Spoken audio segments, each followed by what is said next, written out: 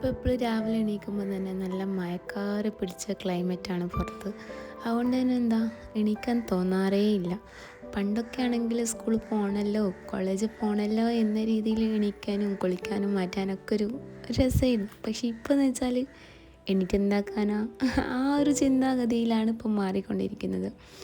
സാരല്ല, കുറച്ച് കഴിഞ്ഞാൽ റെഡിയാകും കാരണം ഇപ്പം നമുക്ക് എമ്മയുടെ എക്സാമൊക്കെ നടക്കുന്നതിനെ കൊണ്ട് തന്നെ കുറേ പഠിക്കാനുണ്ട്.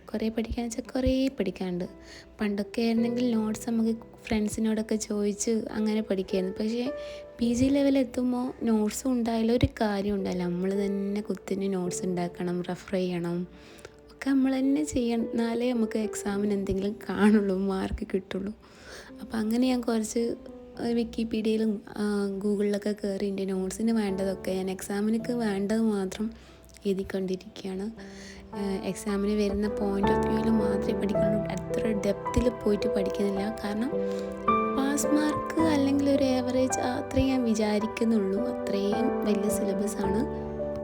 എക്സാമിൻ്റെ തലേന്ന് മാത്രം എന്ന ചിന്തയാണ്. കുറച്ച് നേരത്തെ തുടങ്ങിയിരുന്നെങ്കിൽ എന്നൊരു സങ്കല്പം. പക്ഷേ എപ്പോഴാണെങ്കിലും 20 ദിവസം 1 മാസം ലീവ് ഉണ്ടെങ്കിൽ തന്നെ നാളാവട്ടെ ആ ഒരു വൃത്തികെട്ട മൈൻഡ് സെറ്റ് കാരണമാണ് ഞാനിപ്പോൾ എക്സാമിൻ്റെ തലേന്ന് കുത്തിനൊക്കെ എഴുതി പഠിക്കുന്നത്. എനിക്കാണെങ്കിൽ വായിച്ചാലോ അല്ലെങ്കിൽ അങ്ങനെയൊന്നും എൻ്റെ മൈൻഡിലുണ്ടായില്ല. എനിക്ക് എഴുതിയാൽ തന്നെയാണ് എൻ്റെ മൈൻഡിലൊക്കെ ഉണ്ടാവുള്ളൂ.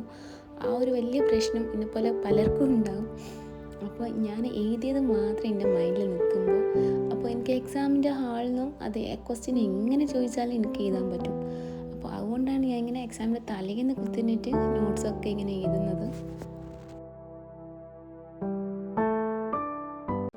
ഇങ്ങനെ കണ്ടിന്യൂസ് ആയി നമ്മൾ ഇരുന്ന് എഴുതിയാൽ നമുക്ക് നല്ല ഒരു ചെറിയൊരു ഫ്രസ്ട്രേഷൻ വരും. അപ്പോൾ ഞാൻ ഇടയ്ക്കിടയ്ക്ക് ഇങ്ങനെ പോമോഡോറോ എന്ന് പറഞ്ഞ ആപ്പ് ഉപയോഗിച്ച് ഞാൻ ഇങ്ങനെ ഇടയ്ക്കിടയ്ക്ക് ബ്രേക്ക് എടുക്കുന്നുണ്ടായിരുന്നു. ആ ഒരു പോമോഡോറോൻ്റെ ഒരു ഷോർട്ട് ഇന്ത്യയിൽ നിന്ന് മിസ്സായിട്ടുണ്ട്. അപ്പോൾ ഞാൻ ഇങ്ങനെ ഇടയ്ക്കിടയ്ക്ക് ഇങ്ങനെ ബ്രേക്ക് എടുക്കുന്നുണ്ട്, ഒന്ന് കിച്ചണിൽ പോയി വരേണ്ടത്, എന്നിട്ട് എഴുതുന്നുണ്ട്. അങ്ങനെ കുറേ ഷോർട്ട് അങ്ങനെ ഉണ്ട്.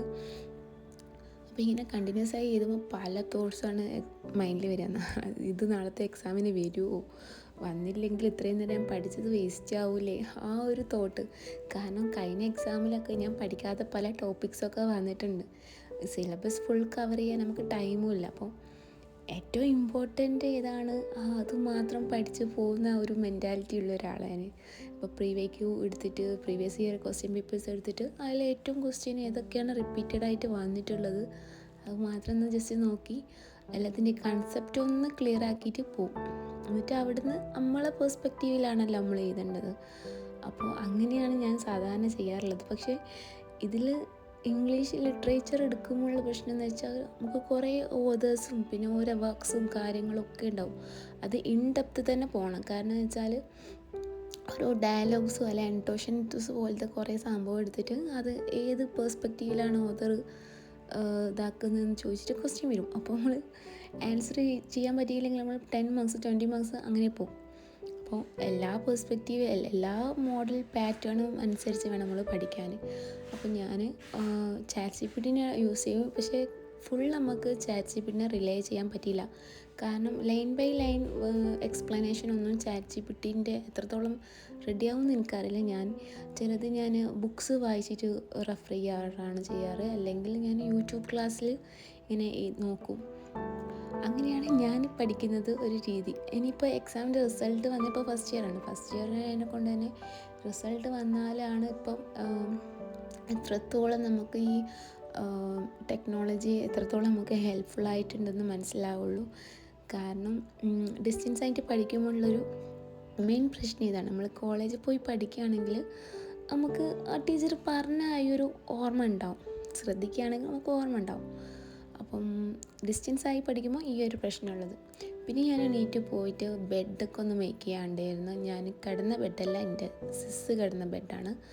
അപ്പം അതൊക്കെ ഒന്ന് മേക്ക് ചെയ്ത് ജസ്റ്റ് ഒന്ന് പിന്നെയും പുറത്ത് പോയപ്പോഴാണ് പിന്നെയും മഴ പെയ്തുകൊണ്ട് നിൽക്കുകയാണ്, കണ്ടിന്യൂസ് ആയിട്ട് മഴ പെയ്യാണ്.